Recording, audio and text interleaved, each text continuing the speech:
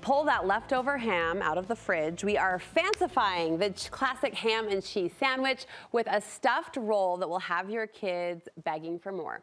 Heather Thomas is joining me through the screen to share her recipe. Heather, we're sort of calling these grown-up Hot Pockets. Is that acceptable?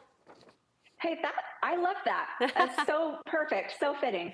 Well, you are known as that bread lady around the internet. Do we have to be bread professionals to get these professional-looking bakery-style rolls like you produce? No, absolutely not. And I really love helping my baking students and my audience make things that look like they came from the bakery, but this recipe is really so simple and easy to put together. It's just a simple roll dough recipe. It's really soft and easy to work with.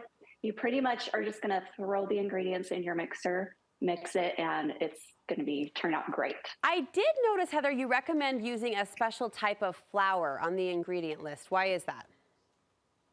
So most of the time when we're making bread, we want to use a bread flour. So bread flour has a higher protein content, and simply that just means that it's going to develop the gluten in our dough a lot better. It's going to give our bread a lot better structure and keep it from kind of like crumbling and falling apart after it's baked. What are we filling these delicious rolls with? Okay. All right. So you mentioned it in the intro, but if you've got leftover ham for Easter, this is your recipe. Which I do. We did basic ham sandwiches, just regular mayo ham on rolls day one. Day two, we did kind of a pseudo fried ham, fried rice situation. So I'm ready for my next leftover recipe, please. Yes. Oh yeah, your kids are gonna love this. We're gonna switch it up a little bit.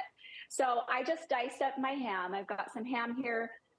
We've got chopped spinach, so we can put some greens in there too. Okay. And then we're using you can use shredded or sliced cheese, whichever kind of cheese you like. I kind of like a mozzarella or a provolone, something like that. Yum. We're also going to be adding some just store-bought pesto, so making it super easy. Okay, we've got a quick minute. Can you show us how to shape the rolls? Yeah, so when you have your dough all rolled out, you're going to divide it into 4-inch squares. And I'm just using my pizza cutter to do that. So in the recipe, I'm going to show you 2 different ways to shape these rolls. So the first way I kind of call my boat roll. So in this square, I kind of cut these 2 slits on the side. I don't go all the way through, but you're going to just put your topping right there. So what we'll do is we will just spread on some of that pesto.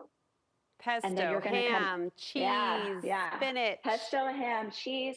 And then once you've got all of your toppings in there, or your fillings in there, you're going to just pull each side over across on top of that filling. You've made a little boat. I made a little boat.